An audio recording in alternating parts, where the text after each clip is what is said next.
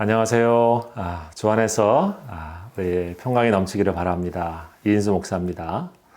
오늘 우리에게 주시는 하나님의 말씀, 우리 요한복음 14장 13절로 14절 말씀입니다.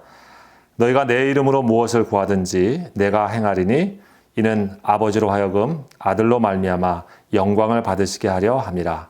내 이름으로 무엇이든지 내게 구하면 내가 행하리라. 아멘. 오늘 이 말씀 가지고 내 이름으로 무엇이든지 구하라. 내가 행하리라. 이 말씀의 제목으로 우리 은혜를 나누기를 원합니다. 아주 오래된 이야기인데요. 우리 도올 김용옥 교수가 있었는데, 그분이 차범근 감독이 월드컵 대표 감독을 하고 있을 때에 늘 경기할 때마다 기도하니까 한번 큰 비판을 했습니다. 그랬더니 나중에 우리 그 일에 대해 차 감독이 자기 얘기를 했죠. 자신의 얘기를 말하기를 나는 대범하지도 못하고 보잘것없는 인물이라 그럴 수도 있겠지만 경기를 앞두고 숨이 막히는 고통에 시달리는 것, 그것은 어쩔 수 없는 나의 그릇이다. 그때마다 나는 엎드려 기도한다. 어린아이가 부모님 손을 잡고 가다가 무섭거나 겁이 나면 그 손을 더 꼭 쥐는 것처럼 지금 나는 내가 믿는 하나님의 손을 꼭 쥐고 도저히 놓을 수 없는 심정이다. 이렇게 얘기했습니다. 여러분은 지금 누구의 손을 꼭 쥐고 계십니까? 요즘 어떤 심정으로 살아가고 계십니까? 사실 이 코로나 바이러스 여파로 온 세계가 지금 굉장히 힘겨운 싸움을 하고 있습니다. 우리가 살고 있는 이곳 캐나다도 예외는 아니고요. 특별히 이 퀘벡주의 또 몬트리올은 다른 지역보다도 더 좀 심한 상태로 어려운 상황 속에 처해 있는 것이 사실입니다. 오늘 이런 가운데서 이 본문의 말씀을 생각해 보면서 예수님께서 내 이름으로 기도해라. 내가 다 행해 주겠다. 이 말씀을 생각하면서 지금 우리에게 기도는 무슨 의미일까? 그리고 나는 지금 어떤 마음으로 또 어떤 내용으로 하나님께 기도할 수 있을까? 우리가 스스로 생각해 보게 됩니다. 기도라고 하는 말 자체가 우리 기독교 신앙생활에서 아주 익숙하기도 하지만 사실 얼마나 중요한 위치에 있는지는 우리 모두가 사실 잘 알고 있는 내용입니다. 예수님께서도 이 땅에서도 귀한 사역을 감당하시면서 아주 바쁜 삶을 사시고 귀한 사역을 하시면서도 늘 새벽 미명에 하나님 아버지와 함께 기도하는 시간들을 꼭 갖고 있었던 것을 성경에 보여주고 있죠.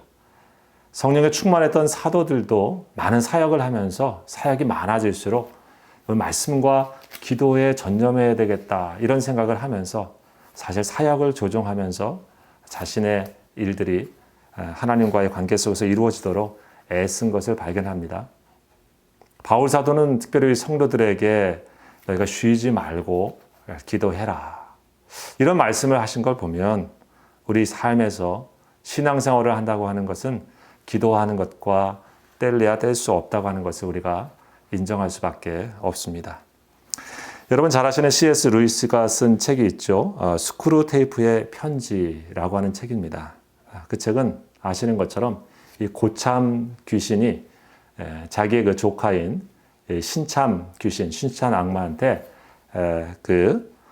내용을 얘기하는 건데 이 웸우트라고 하는 신참 귀신한테 어떻게 하면 믿는 사람들을 타락시킬 수 있는지 또 신앙을 잘 갖지 못하고 벗어나게 하는지 이런 이 고참 귀신이 갖고 있는 그러한 노하우를 이렇게 전수하면서 쓰는 그런 내용이죠. 31통의 편지를 거기에 담고 있는데 그중에 보면 기도를 방해하는 방법이라고 하는 내용이 나옵니다. 읽어보면 사람들이 기도를 시작하거든 어떤 방법이든지 또 어떤 대가를 치르더라도 기도를 방해해라. 사람들의 진정한 기도는 우리에게 치명적이기 때문이다. 여러분 어떻습니까? 사탄이 사실은 두려워하는 것은 성도들이 진정한 기도를 하나님께 드리며 하나님과 깊은 사귐을 갖고 있는 것, 그것을 굉장히 두려워한다고 하는 것이죠.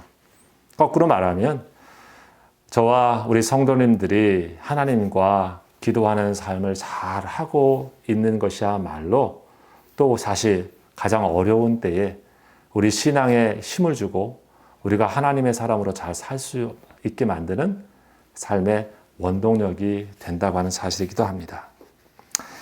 그런 의미에서 오늘 예수님께서 이 본문의 말씀을 다시 한번 우리에게 들려주시는 것은 의미가 있습니다. 이 요한복음 14장은 예수님께서 십자가를 지시기 전에 사실 죽음을 앞두시고 그 길을 가려고 하시는 상황 속에서 하신 말씀이죠. 제자들에게 이제 이곳을 떠나겠다라고 말씀하시고 십자가의 길을 가시겠다 하시니까 사실 제자들은 한순간 깊은 절망과 또 불안에 쌓이고 있었던 상황입니다. 그래서 요한복음 14장 1절은 이렇게 시작하죠. 너희는 마음에 근심하지 말라. 하나님을 믿으니 또 나를 믿어라. 그만큼 사실 제자들의 마음에 근심하는 마음이 지금 자리 잡고 있었습니다. 그런데 이 말씀을 계속 이어서 오늘 읽은 13절과 14절 말씀은 그런 제자들에게 예수님께서 약속의 말씀을 다시 한번 확인해 시켜 주십니다. 너희가 내 이름으로 무엇을 구하든지 내가 행하리니 이는 아버지로 하여금 아들로 말미암아 영광을 받으시게 하려 함이라. 내 이름으로 무엇이든지 내게 구하면 내가 행하리라. 한마디로 예수님께서는 걱정하지 말아라. 내 이름으로 기도해라. 그러면 무엇인지 내가 하나님의 뜻 가운데서 하나님의 뜻을 이룰 것이다. 라고 이렇게 약속의 말씀을 하고 계시는 본문의 말씀입니다. 여러분 이 본문의 말씀을 조금 더 하나씩 더 살펴보십시다. 내 이름으로 누구의 이름일까? 당연히 예수 그리스도의 이름이시죠. 바로 예수님의 이름으로 우리가 구할 때에 하나님의 모든 일이 이루어지고 예수 그리스도의 이름으로 우리가 구할 때에 하나님의 기적이 나타난다고 하시는 말씀입니다. 왜 그렇습니까? 그 이유는 예수님의 이름으로 우리가 구할 때에 사실 하나님을 만날 수 있기 때문에 그렇습니다. 예수님의 이름이 아니면 사실 우리는 하나님께 나아갈 수가 없습니다. 성경은 인간이 타락한 이후에 하나님과 인간의 관계가 단절되었고 죄인은 우리 인간이 하나님을 바라볼 수도 만날 수도 없게 되었다고 말씀합니다. 그래서 하나님을 만나고 하나님과 우리가 교제하는 길은 구약으로 말하면 제사장을 통해서 간접적으로 하나님께 나아가는 길이었죠. 그러나 성경 신약에서는 예수님을 통해서 한 분 중보자 되신 예수님으로 말미암아서 우리가 이제 마음껏 하나님께 나아갈 수 있다라고 말씀합니다. 성경 디모데전서 2장 5절에 하나님은 한 분이시요 또 하나님과 사람 사이에 중보자도 한 분이시니 곧 사람이신 그리스도 예수라. 즉 하나님과 우리를 연결해 주시는 분이 바로 예수 그리스도이시며 예수 그리스도의 이름으로만 우리가 하나님을 만나게 되어진다고 하는 사실을 말합니다. 히브리서 4장 16절에는 그러므로 우리는 긍휼하심을 받고 때를 따라 돕는 은혜를 얻기 위하여 은혜의 보좌 앞에 담대히 나아갈 것이라.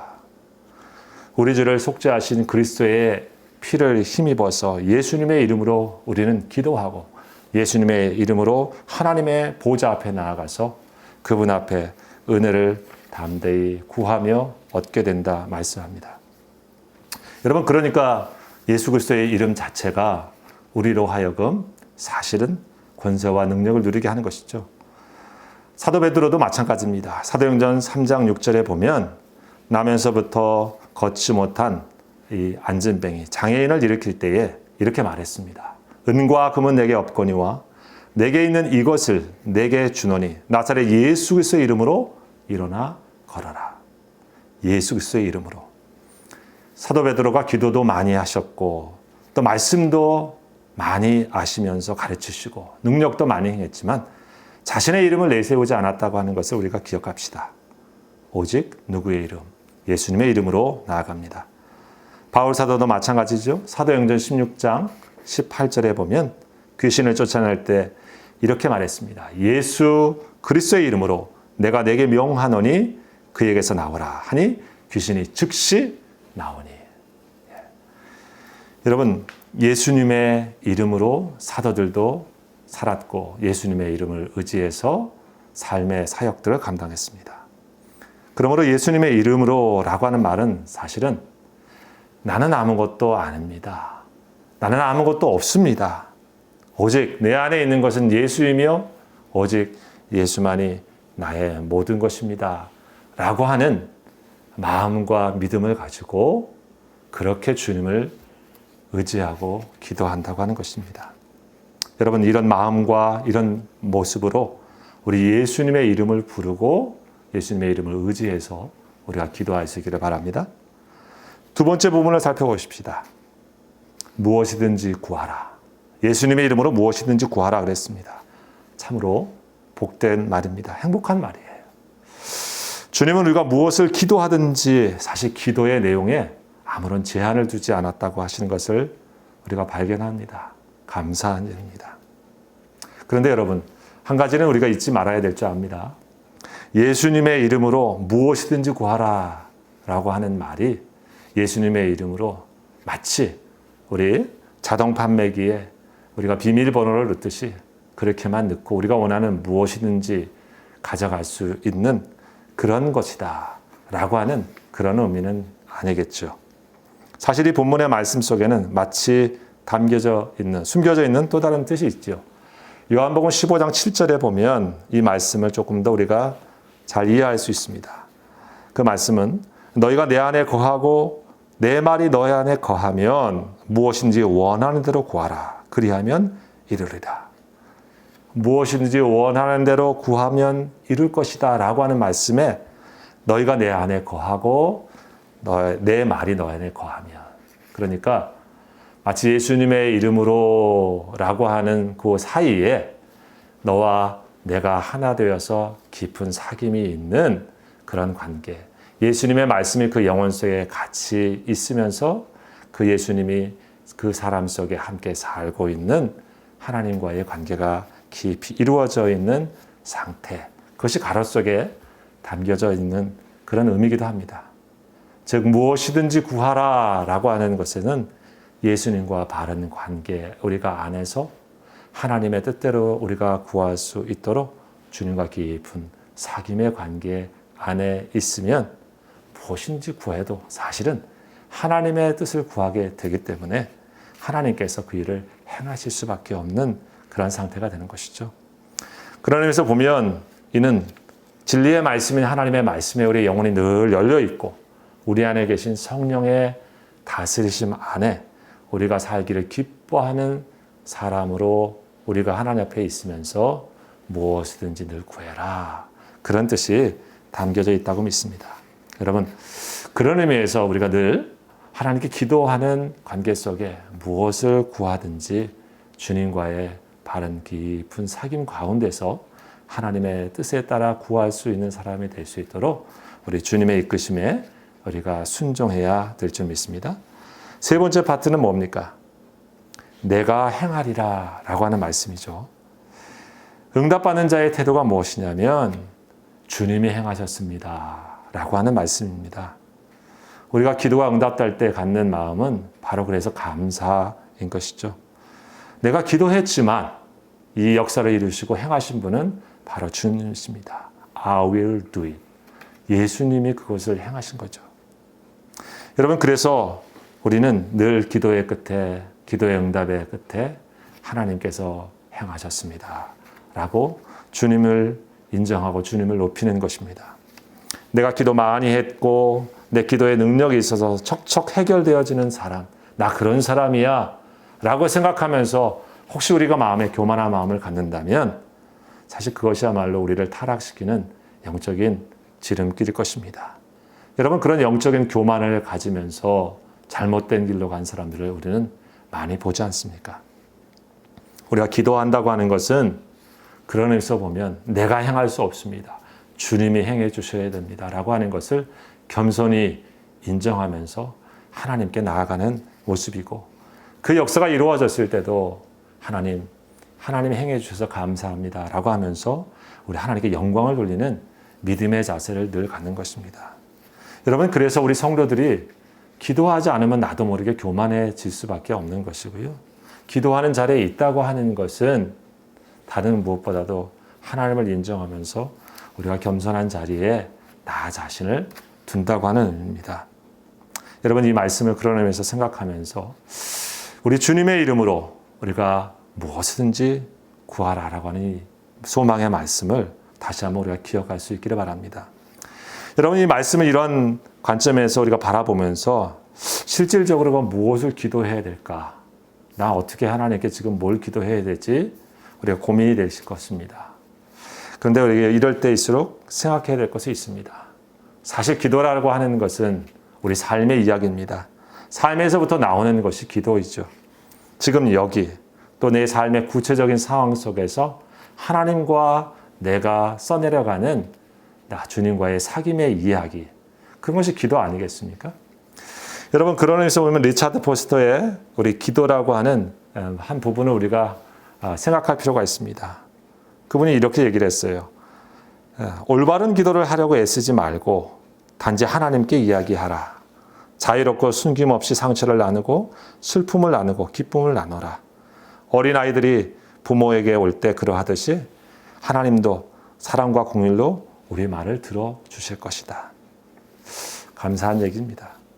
사실 우리는 너무 올바른 얘기, 너무 뭔가 하나님께 마음에 들 만한 얘기를 그렇게 막 고민할 필요는 없을 것입니다. 진심을 가지고 하나님께 나아가는 것이 중요하죠. 여러분, 사실 요즘 제 마음에도 참 불안함이 많습니다. 여러분에도 아마 그러실 것 같습니다. 코로나 바이러스가 여기저기 맨날 뉴스에서 나오고 또 우리 주변에 누가 이게 감염이 된 사람인지도 잘 몰라서 걸어 다닐 때도 사실 피해 다니고 그러고 있습니다. 그래서 목사인 저는 뭐 늘 괜찮은가? 또 그러지도 않습니다. 사실 제 아내가 지금 간호사로 일을 하고 있는데 아시는 것처럼 병원에 다녀오면 제가 사실 더 불안합니다. 왜냐하면 병원에 또 그런 환자들도 지금 와서 치료를 받기도 하고 또 앞으로 또 그런 환자들 많이 올 거기 때문에 사실 마음에 인간적인 또 불안함이 있는 게 사실입니다.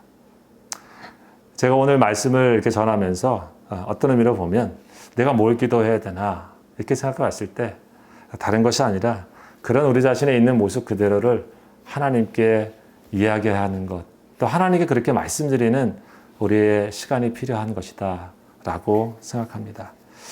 최근에 우리 정문선 목사님 댁에 제가 와가지고 늘 목사님께서 이 정성껏 이렇게 기도하시면서 목각으로 파신 그 판넬 걸 이렇게 하나 주셨는데 그 중에 하나 이렇게 고른 게 뭐냐면 제 뒤에 붙어 있는 이 평강입니다. 예, 샬롬이죠.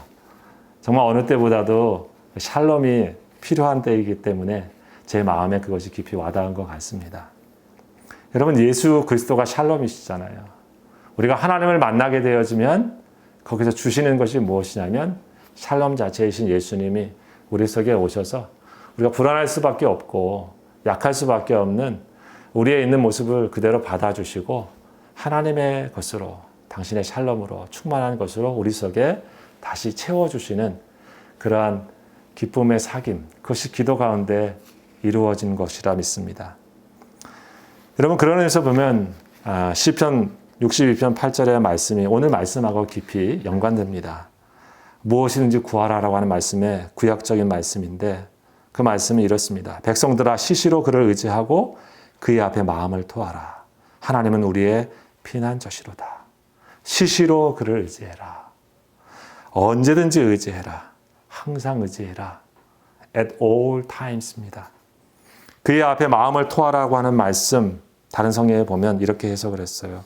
모든 문제를 털어놓아라. 그렇죠? 너희의 속마음을 털어놓아라.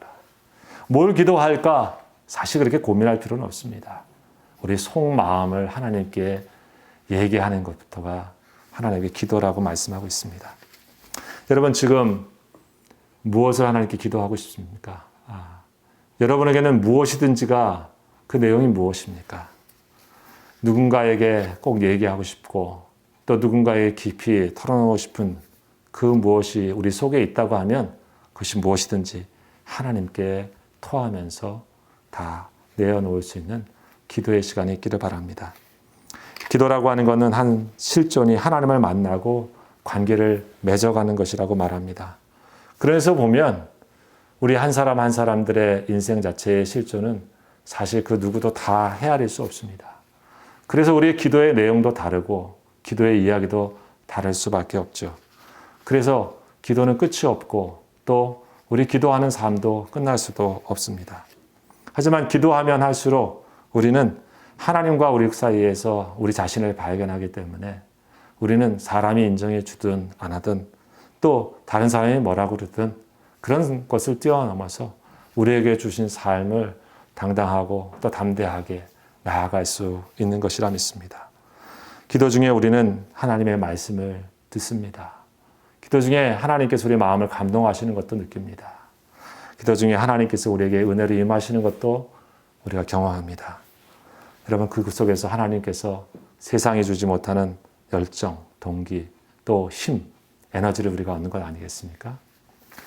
우리 사랑하는 귀한 성도 여러분, 우리 어려운 때입니다.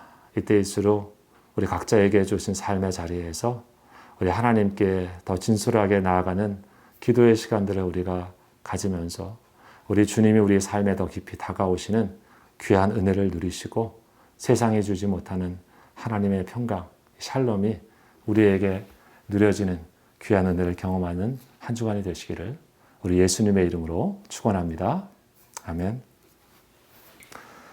하나님 감사합니다.